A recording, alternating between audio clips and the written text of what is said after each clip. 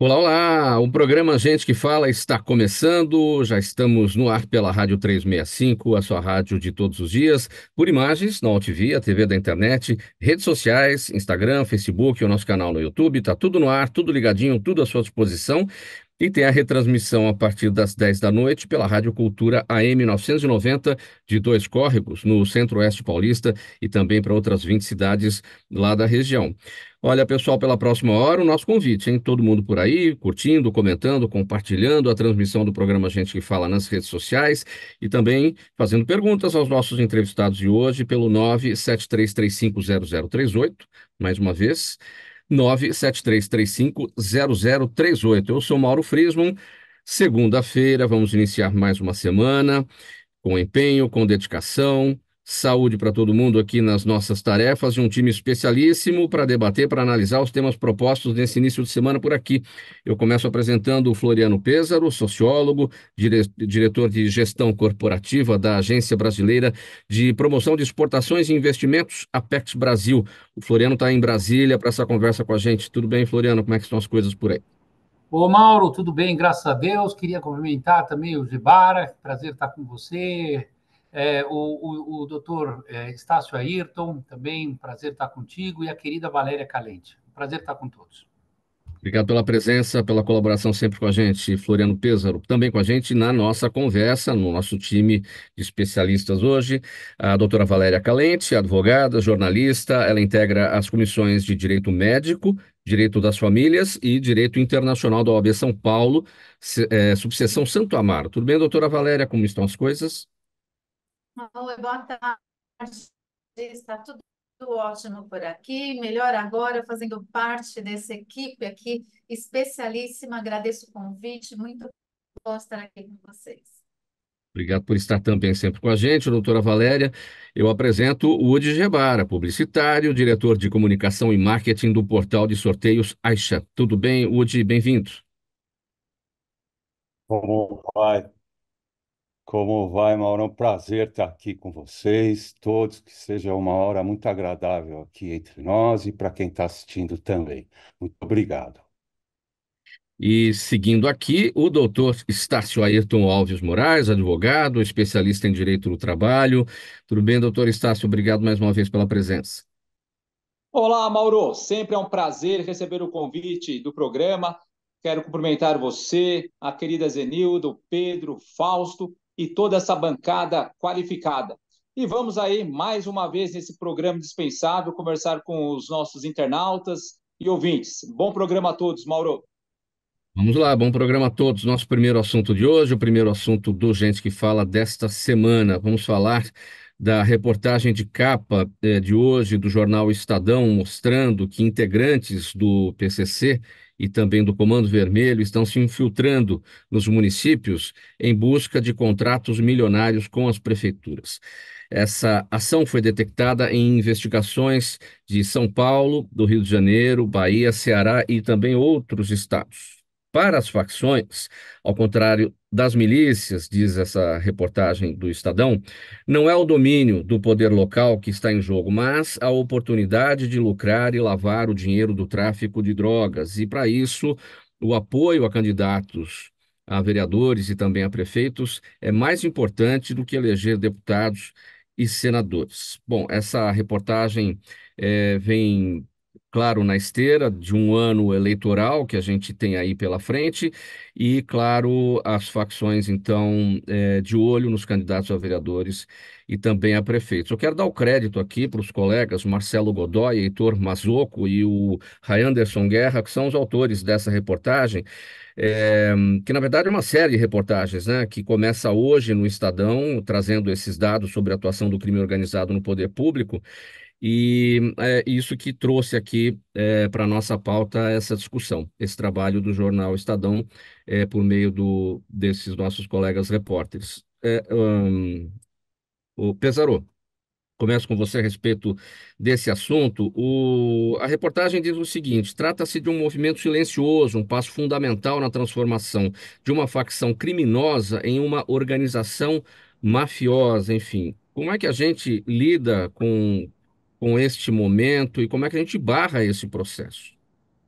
Bom, esse é uma organização que já vem de outras origens, né? É impressionante como essa história mais recente, ela se deu na Itália, né? Com o crescimento do crime organizado, com a máfia siciliana, da Calábria, que foram tomando conta dos municípios, conta dos contratos públicos, da gestão pública, e isso, de alguma forma, é uma técnica, né?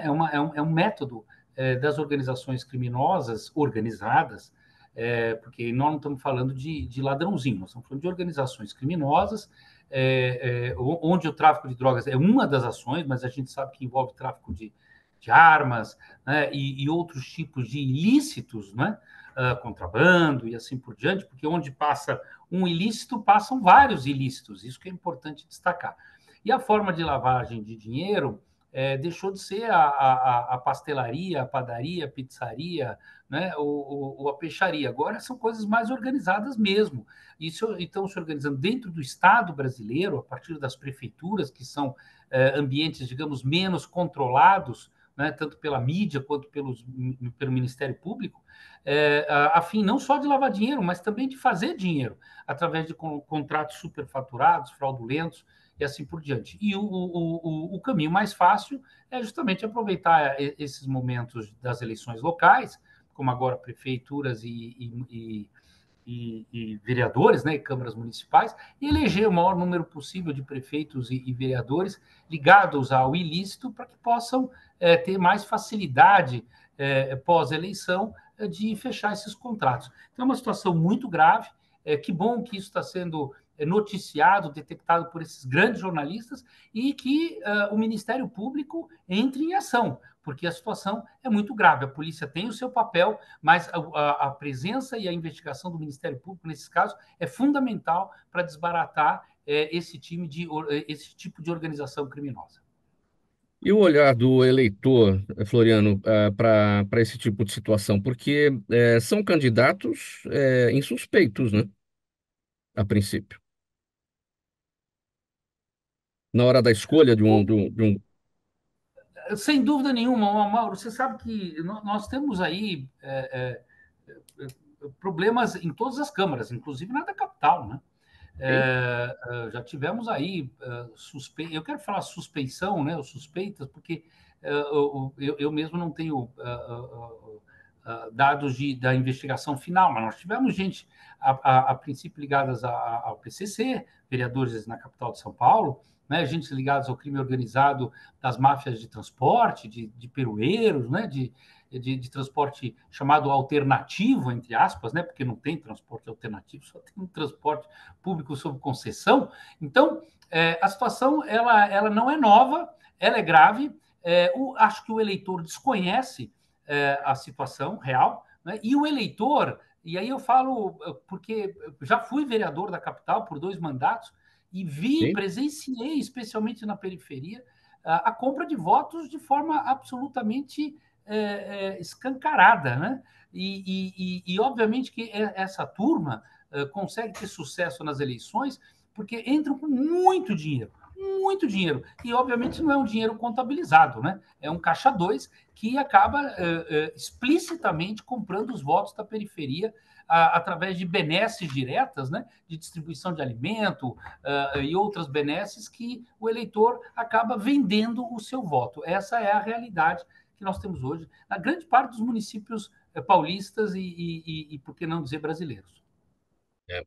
Doutora Valéria Calente, a sua análise a respeito desse tema, eu vou até falar que a gente já tratou desse assunto em outras ocasiões, com o doutor Gilberto Natalini, que foi vereador aqui em São Paulo também. Ele tem um dossiê a respeito das áreas de mananciais sendo ocupadas, sendo vendidas, loteadas pelo crime organizado, né? Ele também faz parte dessa reportagem, ele foi ouvido também para atestar ali a preocupação dele em relação a tudo isso. Sua análise, doutora.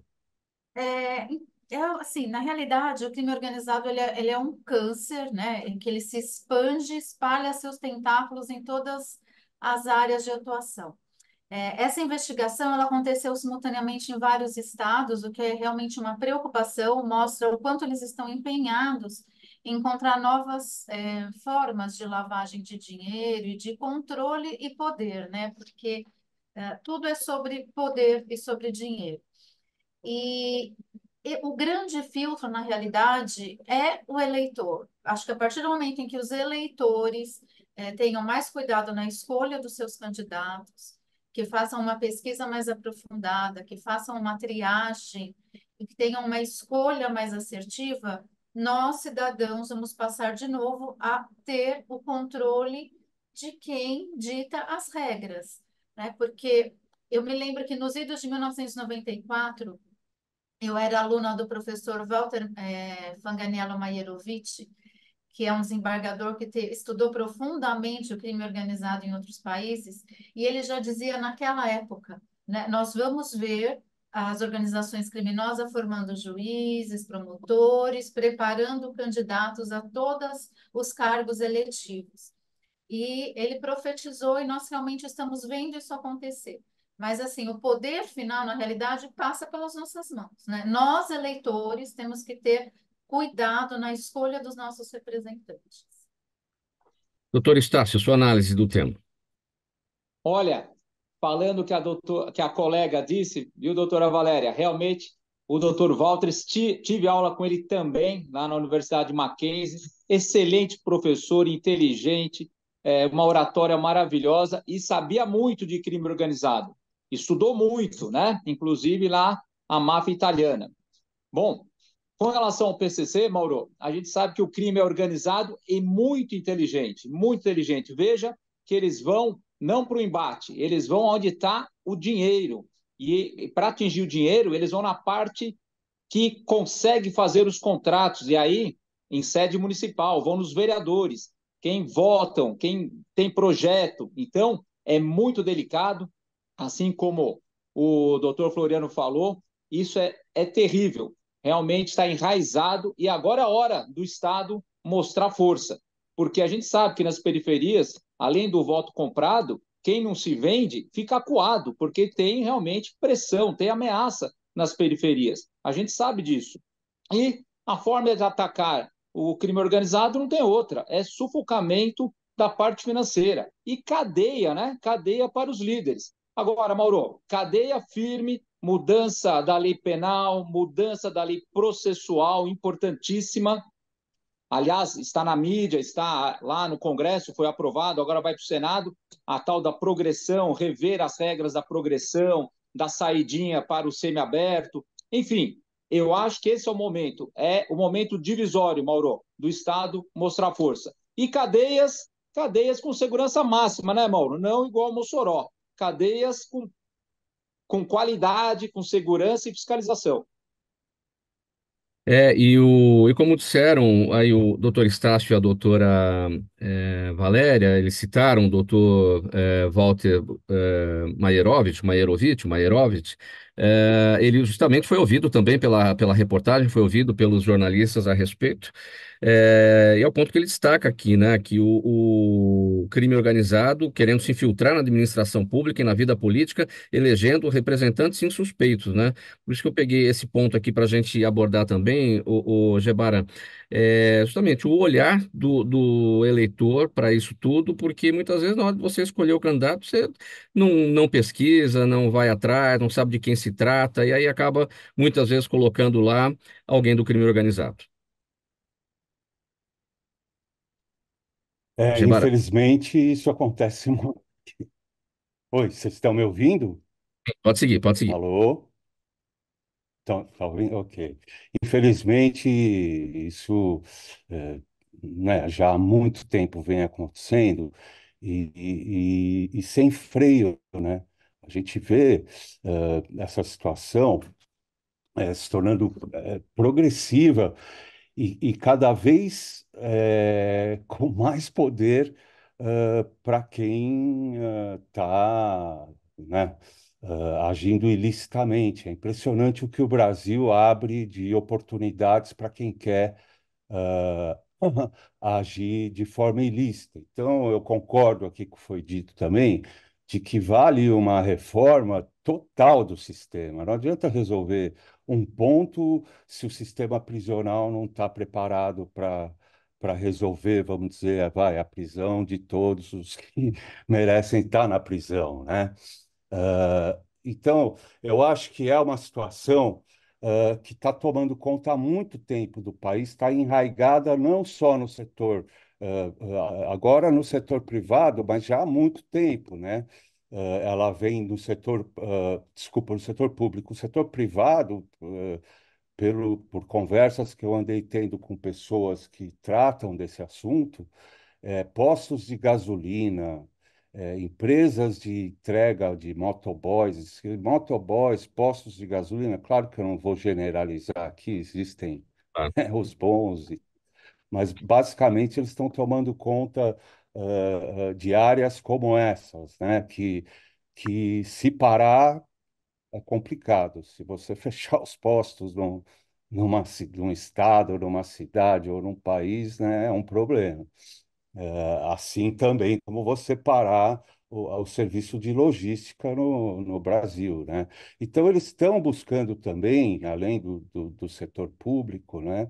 Está até para lavagem de dinheiro, mas não só, também por poder de ação, né? Eles estão estrategicamente e de maneira muito inteligente, como foi dito aqui também, de bobo eles não têm nada, né? E com algumas nuances que às vezes me assusta, né? Eu não tô com nenhum exemplo aqui do Brasil agora, mas, poxa, você entender que um ataque como o ataque de 11 de setembro, né, tem o mesmo número do socorro americano, né? Help, quer dizer, é uma coisa absurda, né? Eles prepararem o ataque para o dia 9 do 11, onde 911 é o 190 deles, né? Então, isso acontece muito no Brasil também, lógico que em menores escalas, porque as coisas não são tão à vista, né? E tão à mostra, mas eu acho que o momento agora é muito preocupante. O governo busca um caminho, a polícia busca outro, uma parte da polícia está com o governo, outra parte não está. Então, a cisão dos órgãos que podem resolver o problema no país, para mim, hoje é o maior problema. Muito bem, vamos seguir aqui com o próximo assunto dessa edição do programa Gente que Fala, início de semana, segunda-feira, aqui ao vivo, pela Rádio 365, a sua rádio de todos os dias, por imagens da TV, a TV da internet, redes sociais, Instagram, Facebook e o nosso canal no YouTube, e a retransmissão pela Rádio Cultura, às 10 da noite, Rádio Cultura AM 990, de Dois Córregos, no Centro-Oeste Paulista e 20 cidades da região. Próximo tema é o seguinte, Floriano Pêssaro, o ano de 2023 foi de recordes para a economia do país. O Brasil vendeu 339 bilhões 700 milhões de dólares para o exterior, registrando um saldo positivo de 98 bilhões e 800 milhões de dólares. É um resultado 60% maior comparando com o ano de 2022. E o fato do Brasil nunca ter exportado tanto indica aí o sucesso do trabalho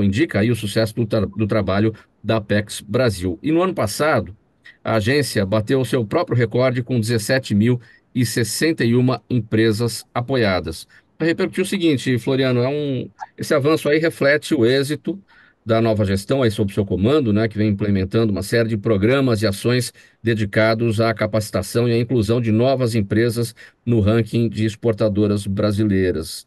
É, esse é o caminho, né? Mauro, esse é o caminho. Quero fazer aqui sem falsa modéstia, dizer que é um conjunto de fatores, obviamente, né? E um pouco de sorte. Então tem que ter um pouco de tudo misturado, é um pouco de virtude e fortuna, né, Gebara? Então não é só só a nossa ação, em que pese a nossa ação tem sido muito firme e com muita disposição. Isso ajuda, claro. Acho que tem a ver um pouco com a diplomacia presidencial também. O presidente Lula fez muitas viagens ao exterior. Isso ajuda a abrir novos mercados. Em todas essas viagens, ele levou um conjunto de empresários nacionais, de grandes empresas. Nós focamos também, por orientação do presidente Lula e do ministro da Indústria e Comércio, né, o vice-presidente Geraldo Alckmin, nós focamos a nossa ação nas pequenas e médias empresas brasileiras que não exportavam. Para se ter uma ideia, o ano passado nós conseguimos abrir mercado novos mercados. Aliás, foram 78 novos mercados, uma coisa impressionante que o Brasil fez no ano passado. Você tem uma ideia? São 78 novos mercados, claro que a grande maioria foi produtos do agro, né? Da agroindústria brasileira, que é fortíssima, mas o crescimento desses mercados se deu através de grandes, mas especialmente de pequenas e médias empresas. E é incrível, Mauro, e esse é o sucesso e a nossa preocupação em abrir novos mercados, em ampliar a exportação, porque empresa que exporta, ela paga melhores salários e ela tem melhores produtos. Né? Porque os produtos para exportação, eu não sei se. Bom, nós aqui todos lembramos antigamente, né, que tinha lá os Passats da Volkswagen que eram vendidos no Brasil e tinha os Passats que eram exportados lá na época para o Iraque. Vocês lembram? Que era o Passat tipo exportação, que era outra qualidade. Os produtos para exportação, em geral, têm outra qualidade, porque eles concorrem no mercado internacional. Né? Então, o tipo export tem outra qualidade. E isso melhora os produtos brasileiros, melhora a competitividade do país fora e dentro do país, né, com produtos melhores, e melhora a remuneração e o emprego, porque acaba exigindo um emprego melhor, um emprego um pouco mais qualificado, mas também uma remuneração melhor. Então, essa é a nossa estratégia, ampliar mercados internacionais para produtos brasileiros. Agora, nós temos um grande desafio que está posto para esse governo, enfim, é um desafio que está posto há muitos anos, mas especialmente nesse momento que nós estamos aqui, né, sentados nessa cadeira, defendendo o produto brasileiro tipo exportação, que é firmar uma marca do Brasil, né, fora, no exterior. Nós temos que fazer isso com inteligência, com sabedoria. Você veja, o Brasil é o maior exportador de café do mundo.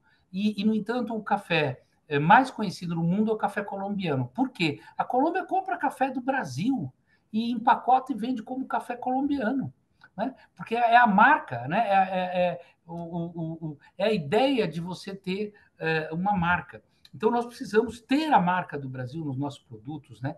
Made in Brasil tem que ser algo relevante, especialmente no mercado europeu, que é o grande supermercado do mundo. Né? Quem vende na Europa vende em qualquer lugar do mundo. E o mercado americano, obviamente, os mercados do Oriente, especialmente a China. Mas ter uma marca, e nós estamos lançando essa marca e batendo nessa tecla que se é do Brasil, é sustentável e é para o mundo. Por quê? Porque o Brasil, diferentemente de vários outros países do mundo, aliás, da grande maioria dos países do mundo, tem como sua base energética, que é a base da produção brasileira, uma base de energia limpa e renovável, seja através das hidroelétricas, seja através do etanol. Então, o Brasil tem uma grande vantagem competitiva. Ele tem uma base de produção limpa, né, com baixo carbono. E isso, cada vez mais, vai ser valorizado nos produtos do comércio internacional, e o Brasil tem que estar nessa.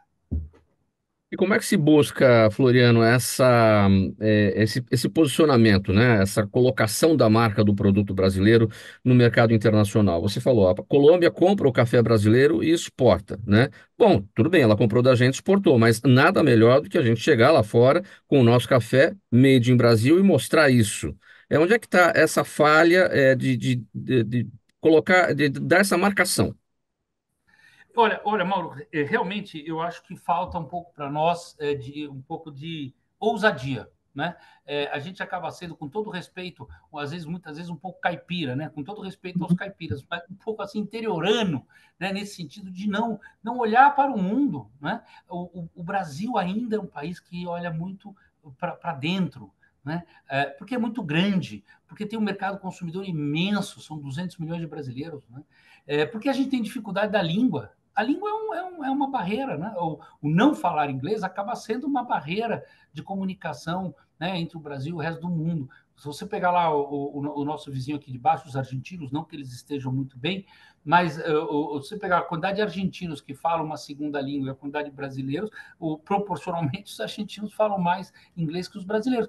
E obviamente que isso acaba dando uma vantagem competitiva no negócio internacional. Não é determinante, mas é uma vantagem competitiva. Então, o Brasil precisa olhar para fora.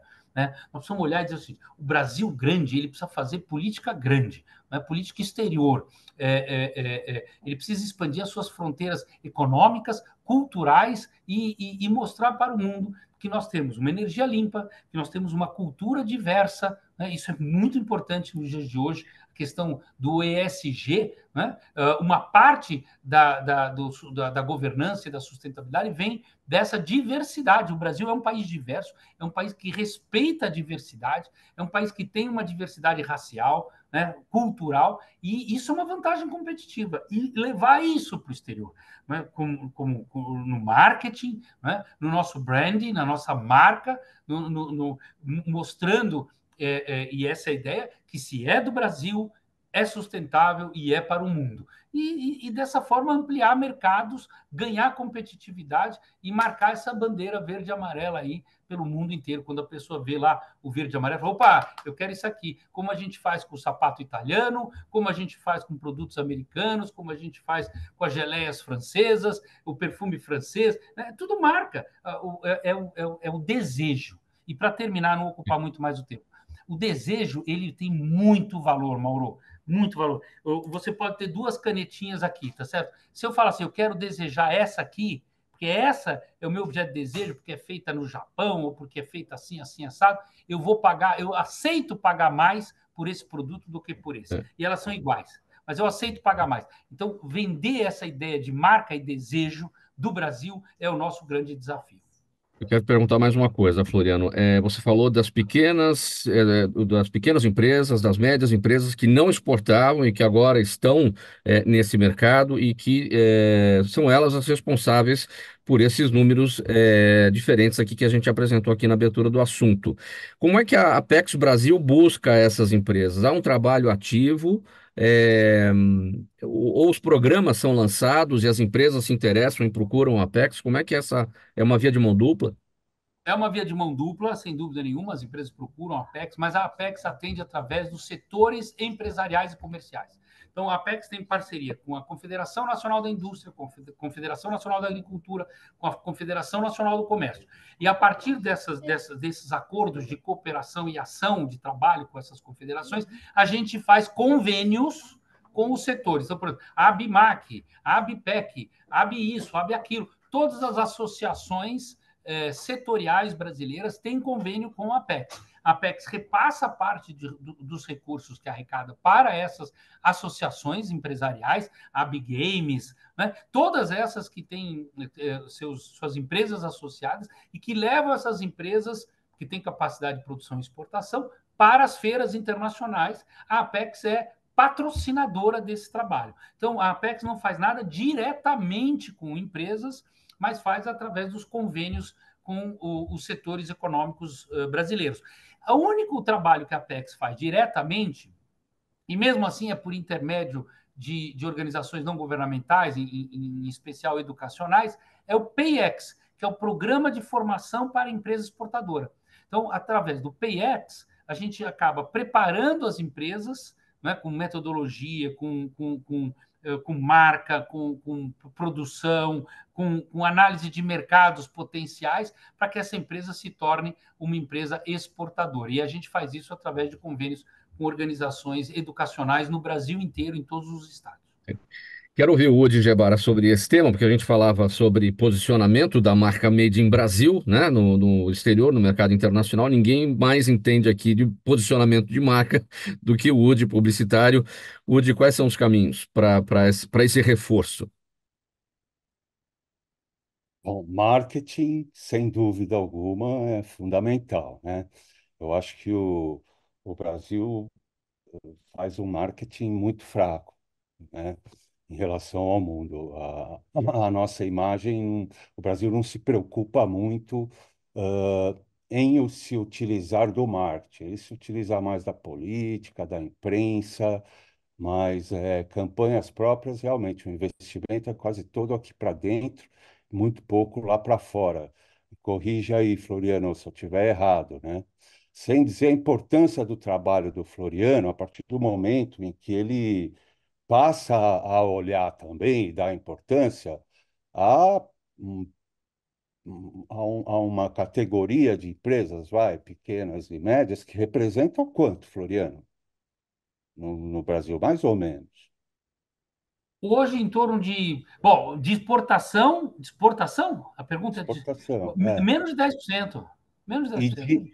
e quantas, no Brasil, quantos por cento são micro e médias empresas? Em torno de 80%. Então, você veja, na Itália você tem quase 90% da exportação italiana são pequenas e médias empresas, na Itália. Uhum. O maior exemplo de sucesso das pequenas e médias empresas é a Itália. É isso aí. Então você vê que a proporção, né, estava totalmente errada e você está buscando esse equilíbrio. E uma importância enorme, né? Porque você pode não ter o tamanho, mas o volume, pô, 80% né, das empresas no Brasil se encaixam nessa categoria, quer dizer, elas mais do que merecem a atenção, né, e poder também estar oferecendo seus produtos para o mundo. E o que você falou é muito interessante, né? Tudo que vai daqui para fora é muito melhor do que o que fica, né? Nosso café não é o melhor, o melhor vai para fora. As frutas, eu trabalhei com supermercado já, disse, não, aqui ficam as frutas ruins, as boas vão para fora. E eles compram frutas no Brasil, né, Floriano? É impressionante. Eles medem o tamanho das frutas, se não for daquele tamanho, com aquela aparência. Quer dizer, tem uma série de exigências no exterior, não só para frutas, mas como isso ajuda muito a melhorar a qualidade dos produtos aqui também. O problema é começar a sobrar para a gente consumir também, porque se exportar tudo, né, fica o rescaldo para a gente. Isso que eu não acho justo. Bom, para a Mas gente o fechar esse trabalho tópico, está de parabéns, Floriano. para a gente fechar esse tópico aqui, quero ouvir a Valéria, a doutora Valéria, que é ligada aí aos assuntos italianos, e a gente tem aí na Itália, enfim, o país que é o carro-chefe, é o puxador, é a locomotiva desse processo de marcar a sua presença com seus produtos pelo mundo afora, né? Eu fiquei muito feliz quando eu vi essa notícia que fazia parte da nossa pauta de hoje. E quero aqui deixar meu cumprimento à PECs, ao doutor Floriano, especialmente porque eu vi o crescimento entre as empresas pequenas e médias. E isso me chamou muito a atenção, porque eu acabo fazendo, dentro dessa área de atuação do direito internacional, atendimento de algumas empresas pequenas e médias, porque as grandes todas buscam as grandes bancas, né? E eles acabam sempre vendo inúmeras dificuldades, achando que para eles é impossível. E quando eu vi esse crescimento entre as pequenas e médias, eu fiquei extremamente feliz. E já vou direcionar aqui todo mundo para buscar, né, esse suporte que a PECs e as suas coligadas estão prestando às empresas para direcioná-las para exportação. O nosso país é um país incrível, nós temos produtos maravilhosos e a exportação é realmente um canal muito rápido do crescimento da nossa economia. Eu fiquei bastante feliz com essa notícia e você aqui é uma portadora de boas novas para as pequenas e médias, doutor Floriano. Muito bem, gente, a gente vai dar uma paradinha agora para o nosso intervalo aqui do programa Gente que Fala. É bem rapidinho, mensagem do nosso apoiador, um gole de água para cada um. A gente retorna em seguida com os próximos assuntos. Até já.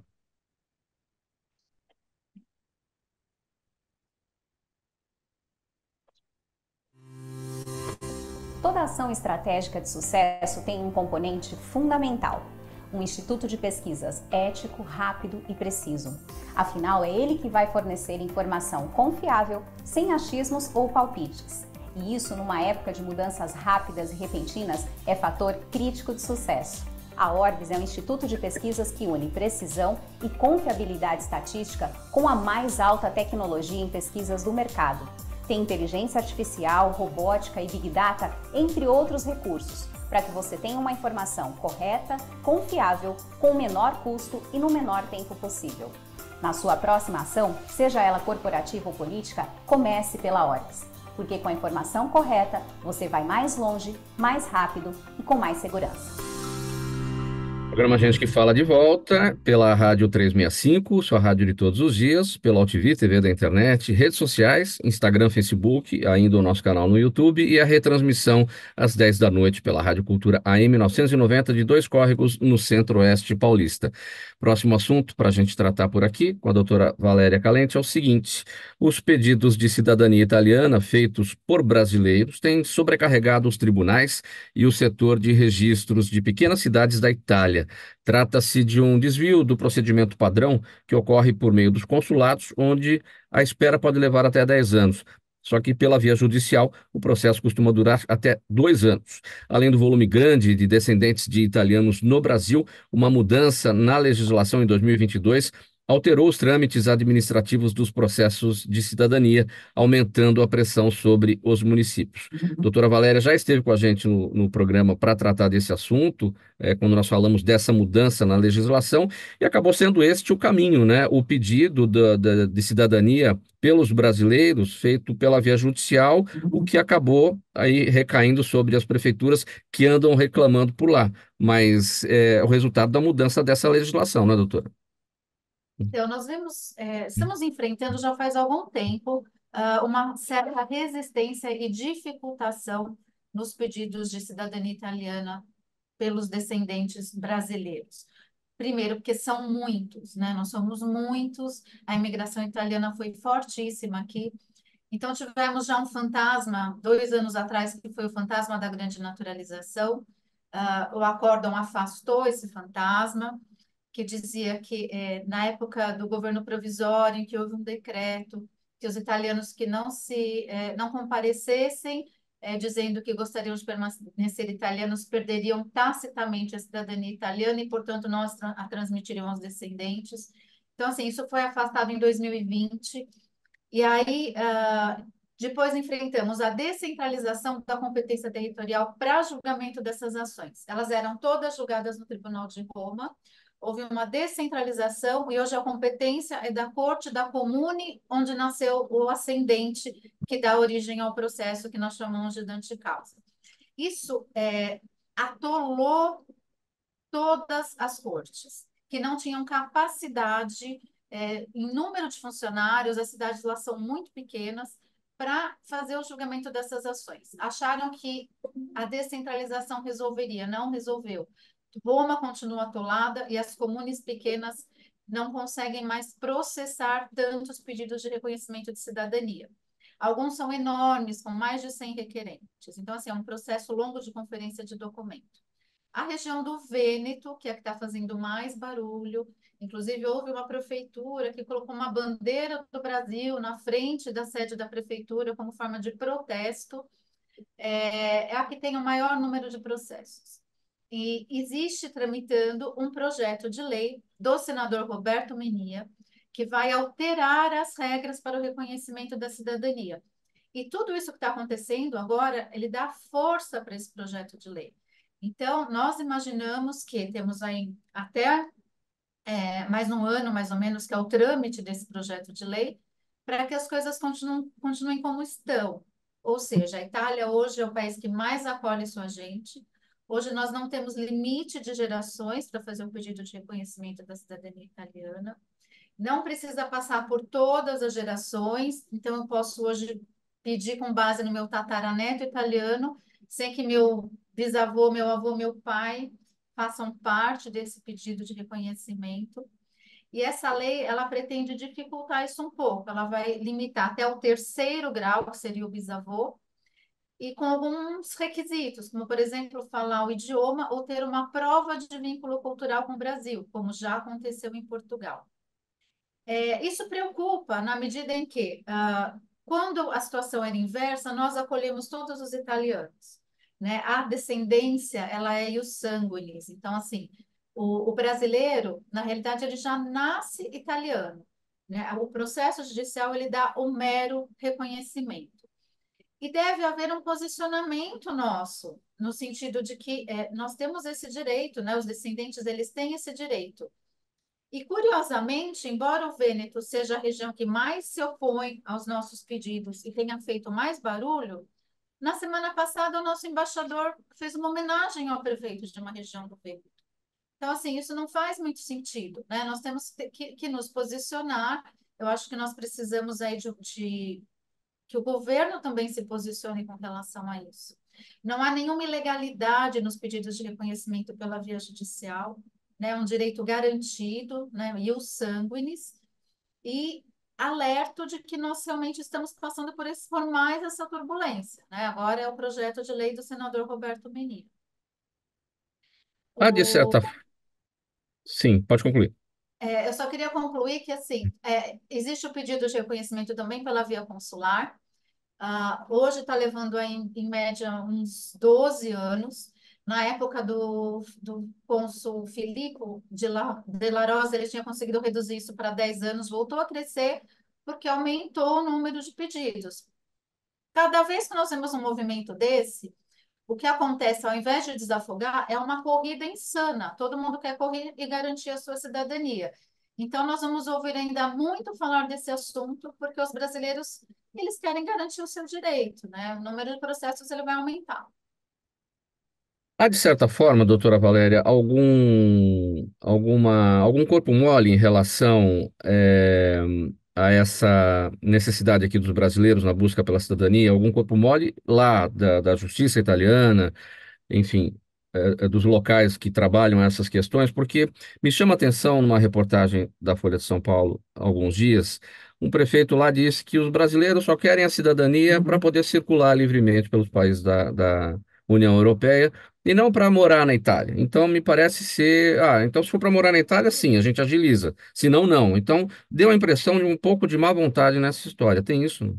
Existe sim uma resistência aos brasileiros, porque, independentemente da finalidade pela qual eles estão buscando a cidadania, é um direito hereditário, né? Nós podemos buscar, independentemente de morar ou viajar, enfim, para facilitar os estudos dos nossos filhos, é um direito nosso. Esse corpo mole, ele realmente existe, porque a Itália, ela não vive um momento econômico bom. Existe um certo receio, né, de que os brasileiros disputem vagas de trabalho com os italianos. O número de brasileiros assusta.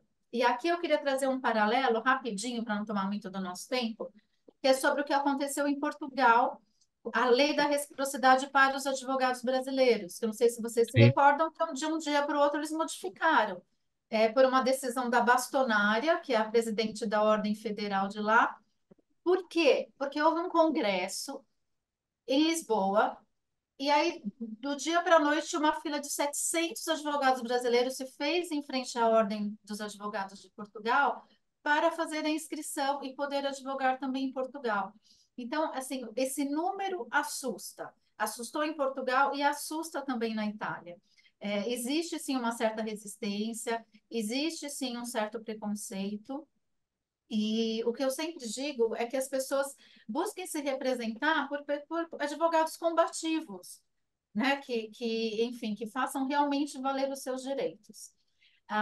Existe também algumas decisões recentes tentando mostrar o ônus e o bônus da cidadania italiana. Então, por exemplo, o cidadão italiano ele vai ter que tirar o AIRE sob pena de não o fazendo pagar uma multa de 5.000 euros. Ele precisa manter o seu cadastro atualizado nos consulados. Então, assim, quando eu tenho uma sentença de reconhecimento, essa sentença ela tem que ser enviada para a Comune, que vai fazer a minha certidão de nascimento, que é um outro parto, também tem levado muito tempo. E com essa certidão, eu posso fazer o AIRE, a certidão de a identidade, o passaporte italiano.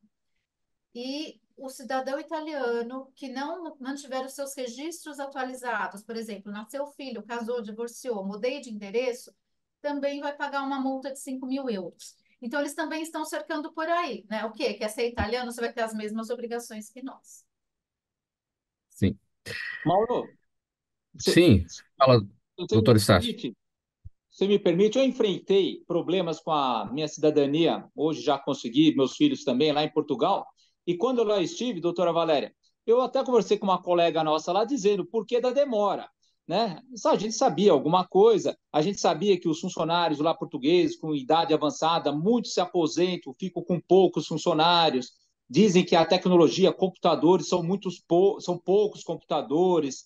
Agora, parte das autoridades portuguesas realmente era preconceito com os brasileiros e mais, uma preocupação com a alteração da língua portuguesa lá, inclusive, e mais notadamente, com relação ao sotaque. Eles tinham receio que, com a grande busca de brasileiros morar em Portugal, né? Eles tinham receio, Mauro, veja só, de né? alterar o sotaque português. É isso que eu fiquei sabendo de uma colega lá em Portugal. Né?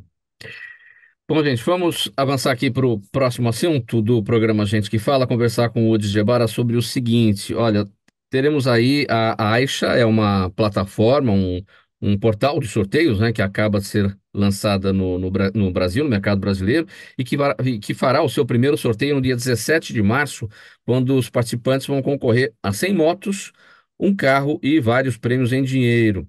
E a campanha de divulgação, comandada pelo Udi Gebara, que é o diretor de comunicação e marketing da Aixa, é estrelada pela apresentadora Ana Hickman e já está no ar em todo o país. Udi, trabalho completamente diferente do que você já fez até hoje na publicidade, né? Como é que é é, trabalhar marketing para uma campanha desse tipo? É verdade. Depois de 18 anos na C&A, eu aprendi muito sobre varejo. Inclusive, depois atendi muitos clientes na área de varejo, varejo automotivo, varejo de construção e etc. e tal. Então, na minha carreira, eu me dediquei bastante à área de varejo. E varejo tem tudo a ver com a comunicação e divulgação de promoções e sorteios também, né? E de preço também. Então, eu já trago um pouco dessa carga aí de conhecimento de como varejar, né? Que é importante para esse segmento também. Também passei pela MPM com o Nizam. Então, assim, eu fiquei 18 anos com a ideia do Sebastian, depois Gisele Bündchen, depois o Rick Martin, depois fiquei 3 anos com o Nizam na MPM, reinauguramos a MPM com o Nizam, Guanais, a Bia Aidar, e quando o Júnior da Hypera, hoje, antiga Hipermarcas, e o Júnior ele vendeu a Arisco, né, comprou a Solan e da Solan saiu a Hipermarcas, hoje Hypera Pharma. Me convidou para cuidar das marcas lá, e eram muitas marcas, né? E aí, então, eu, com toda essa experiência, né, mais na área de criação, que foi onde eu sempre atuei, mas sempre gostei muito do marketing, trabalhei com os melhores diretores de marketing do país, alguns deles, né, e pude aprender muito. E agora estou aplicando no Portal Aixa toda essa experiência aí que eu tive. A experiência do varejo, como eu disse, é importantíssima, né? Nós estamos vendendo 100 motos, quer dizer, sorteando, né? 100 motos Honda CG 160, que é o modelo desejado por uma classe que a gente busca atingir com esse primeiro sorteio, não a maioria, que é a de quem utiliza moto para serviço, né? Para o seu trabalho e não só para o seu transporte, como existe no Brasil, né? Puxa, a quantidade de mototáxis, né, fora de São Paulo é um negócio absurdo. Em São Paulo e em outras capitais maiores também de motoboys e outras categorias que vão se formando aí, né? O iFood, por exemplo, é a área de intranet deles, para nós, é o sonho. Você poder conversar em qualquer empresa que lida com esse tipo de público nesse primeiro sorteio, porque o portal Aixa.com.br, como você disse, é uma plataforma. Esse é o primeiro sorteio. Já vamos lançar o segundo paralelamente, logo mais por um ticket muito bom, como também é o ticket do primeiro, mas é importante a gente poder oferecer vários patamares de tickets e de prêmios, né? Para você poder atrair interesses de todo mundo. Tem gente que não vai ter interesse em moto, por isso que a gente, além da moto, colocou uma tracker e R$ 1 milhão em Pix. São 10 Pix Sim. de R$ 100 mil cada um. né? Então, tem gente que vai ter mais interesse em concorrer pelo dinheiro, outro pelo carro, mas estão apostando muito nesse primeiro sorteio nas motos, né? Sim. Bom, está na mão da apresentadora Ana Hickman vender o sucesso de todo esse trabalho. Como é que se chegou a isso, né? Ao nome dela e por que ela tem, no entendimento de vocês, essa capacidade de levar esse marketing adiante? Muito bom. O segmento, né, de sorteios, rifas, ele começou a ganhar uma magnitude nesse último São João, nas últimas festas juninas, né, o ano passado, impressionante, porque todos os influencers que eu acompanho começaram a fazer rifas, sorteios, loterias e as coisas mais malucas que eu já vi em termos promocionais, completamente fora de qualquer lei, de qualquer ordem.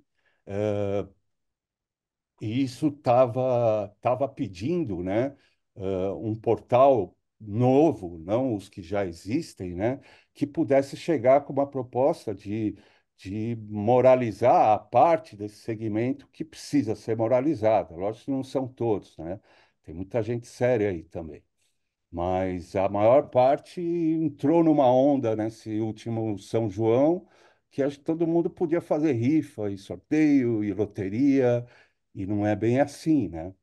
Então, também não adianta a justiça aí reprimir todas essas pessoas que têm desejo, né, de fazer esse tipo de ação, sem entregar uma solução, né? Então, tá bom, olha, desse jeito que você está fazendo, você não pode. Mas tem um portal aqui que ele tem todas as licenças necessárias para você vir e poder falar não só com os seus seguidores, como também a nível nacional. Porque nós temos uma estratégia de marketing de atuar não só no digital, como a maioria atua, né? Mas muito forte na televisão também, na TV aberta. Tá? Então, a gente busca, normalmente, essas plataformas ou empresas de sorteio, sites de sorteio, eles ou estão muito no digital ou muito na TV.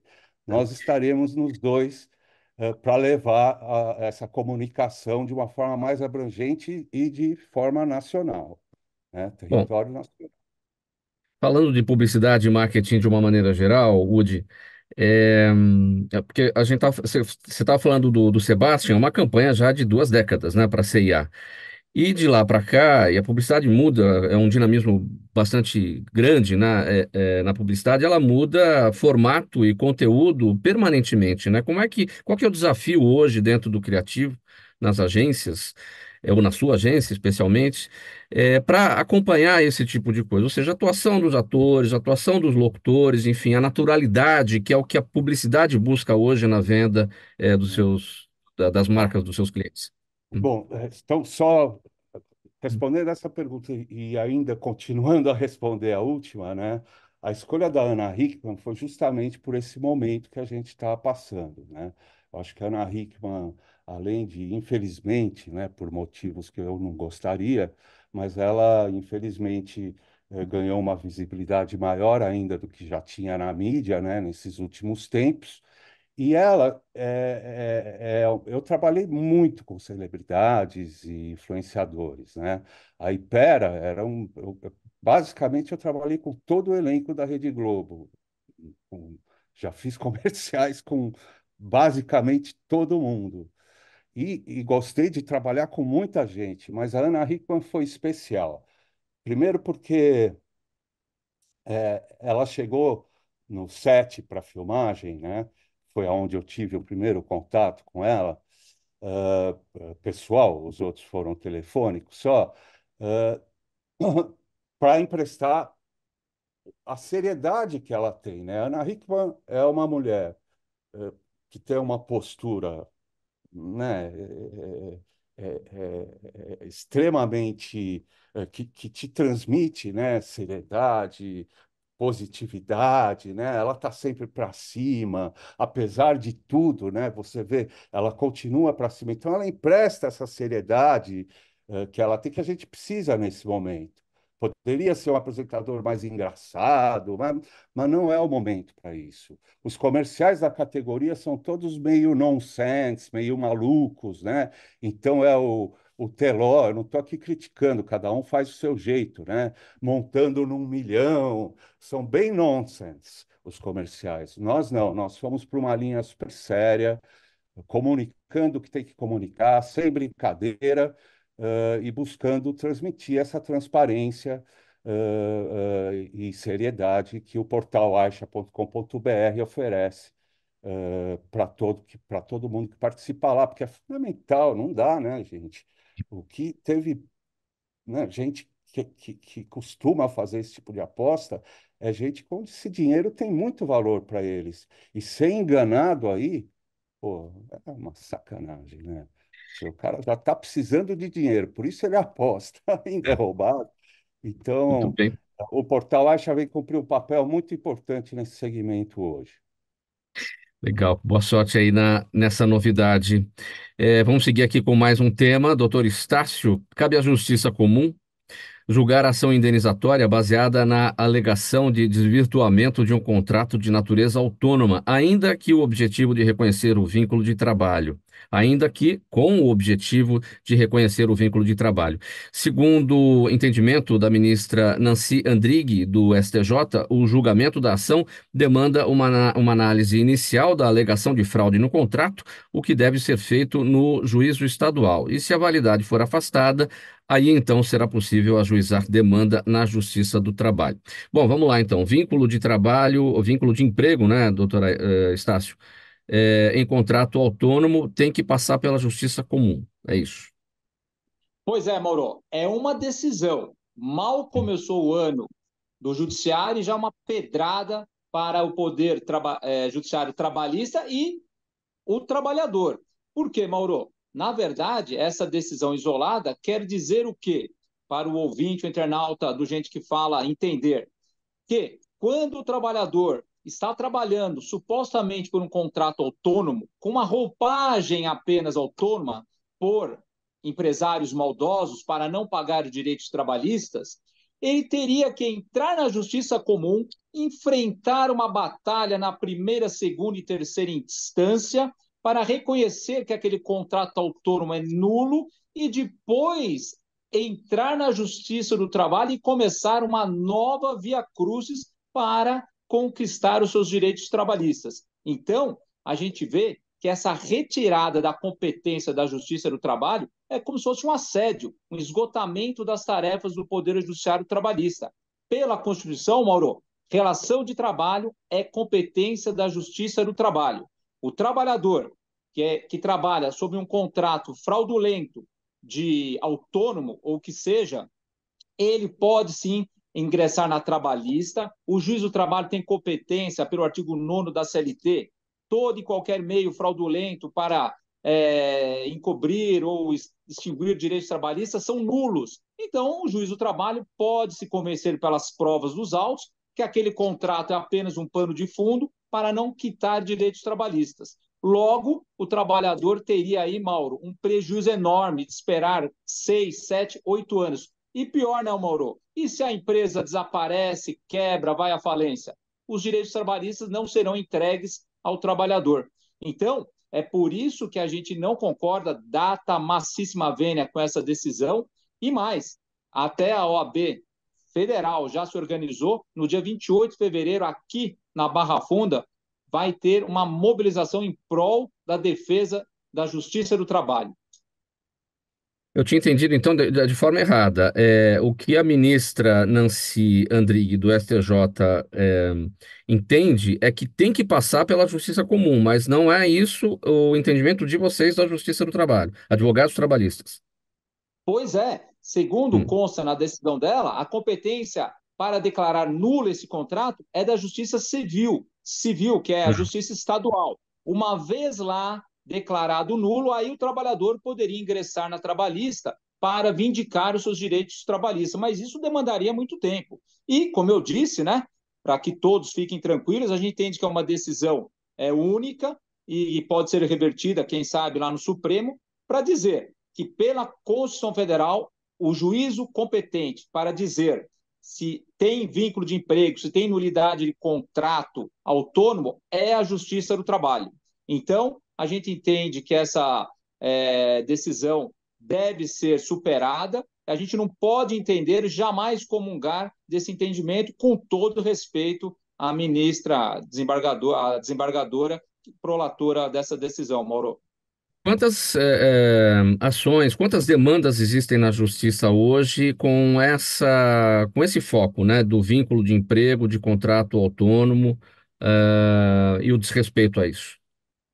Olha, Mauro, eu posso dizer a você com muita tranquilidade que os pedidos maiores na Justiça do Trabalho, primeiro, reconhecimento de vínculo, o que não envolve necessariamente um contrato fraudulento. Apenas o trabalhador está lá na empresa, no comércio, sem qualquer contrato, seja autônomo ou carteira assinada. Então, reconhecimento de vínculo, depois horas extras e depois verbas rescisórias. O trabalhador é despedido e não recebe nada, tem que ir na Justiça do Trabalho. Então, com relação ao vínculo de trabalho, parte desse pedido de vínculo de trabalho tem o pedido de nulidade de um suposto contrato de prestação de serviço. Eu vou dizer a você aí que é mais ou menos, vamos dizer aí, uns 60%. E para a gente encerrar, quanto tempo leva uma ação dessa?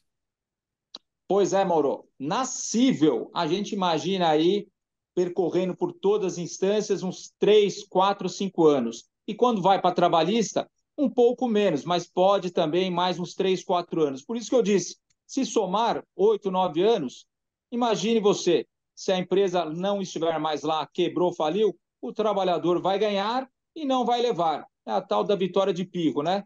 Depois que lutou, batalhou, o direito do trabalho não vem. O famoso ganhou, mas não levou.